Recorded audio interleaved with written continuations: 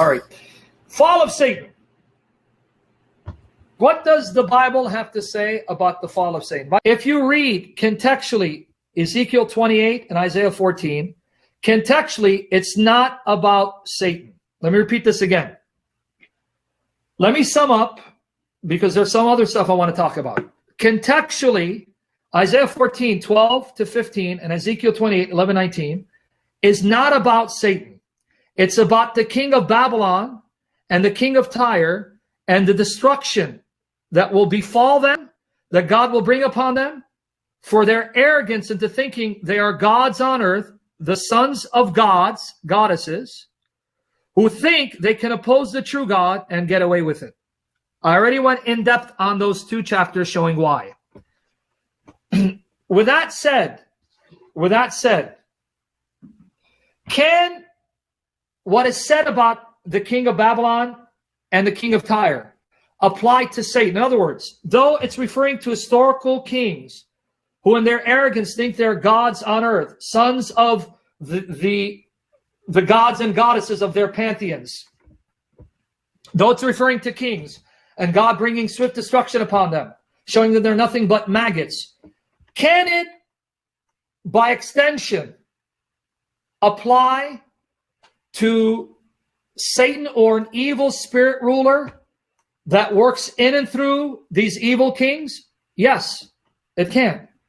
Why? Because in Daniel 10:13, 20 to 21, we are plainly told, Daniel 10:13, 20 to 21, we are plainly told that human rulers have spirit beings working in and through them, inspiring them, influencing them, manipulating them to bring about the evil and the havoc upon the earth. That's Daniel 10:13, 20 to 21. It's right there. When the angel tells Daniel, right, I wanted to come and relate to you the answer to your prayer because immediately you were heard when you prayed. But it took me 21 days to reach you.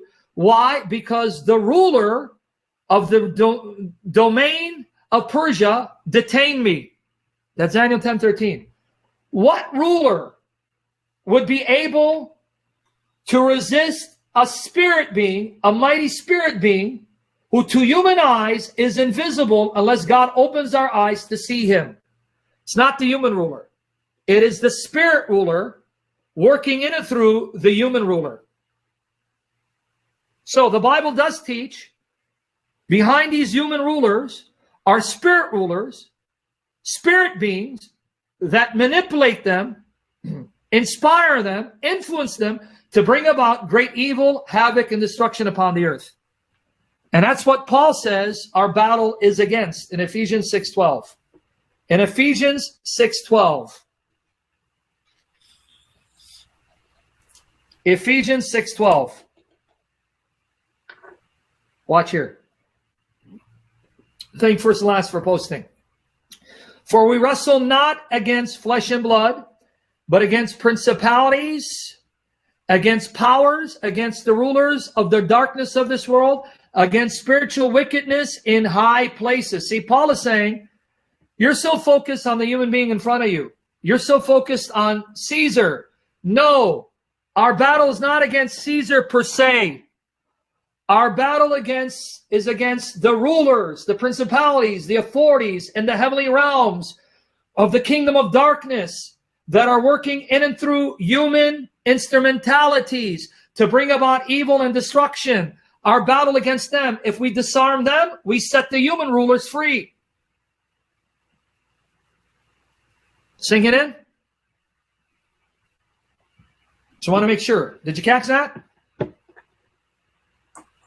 If you caught that, what's the point? When you go back and listen to those sessions and understand them by the grace of God, here's the point. Let me sum up. Isaiah 14, Ezekiel 28, those chapters are not explicitly about Satan. So if you're trying to use those chapters to describe the origin of Satan and his fall, you can only do so implicitly because it's not explicitly talking about Satan. someone can disagree with that interpretation, say, well, contextually, it's about the king of Babylon, who's in arrogance, thinks he can rival the true God. And contextually, it's about the king of Tyre, who in his arrogance, he thinks he's a god on earth. It's not about Satan, so I disagree with that interpretation.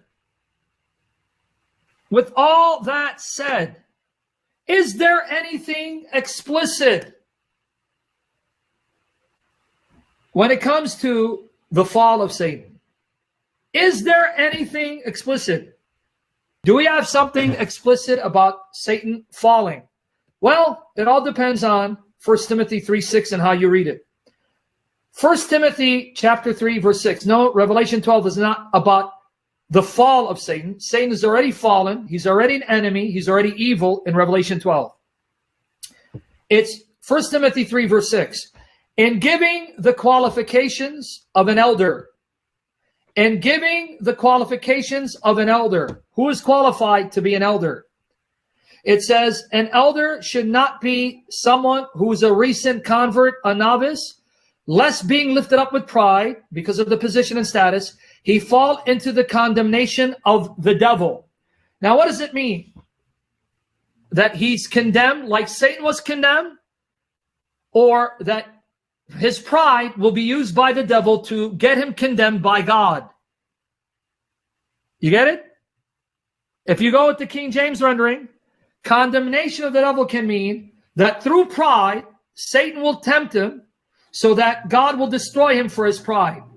So it's a satanic temptation causing him to be filled with pride, resulting in his destruction. Or is it saying that like the devil was condemned because of pride and conceit, he too will be condemned because of pride and conceit? Now, let's look at how other versions render this passage. Can you give me the NIV? NIV. NIV. Eric, how am I doing so far, Eric Clement? Am I right? He must not be a recent convert, or he may become conceited and fall under the same judgment as the devil. So the NIV is telling you that the Greek means, like the devil who was condemned, he'll be condemned for the same sin. The devil was condemned and judged for conceit. He too will be condemned and judged if he's conceited.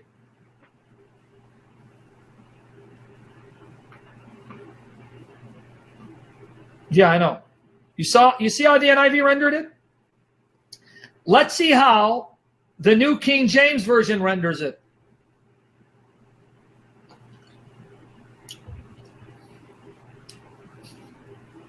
The New King James Version renders it.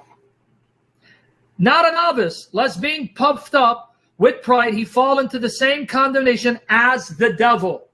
So now, these two versions say that the Greek most accurately means that like the devil was condemned, a novice, a recent convert who becomes a bishop and is given that kind of status and authority and prestige will be conceited and be condemned as a result.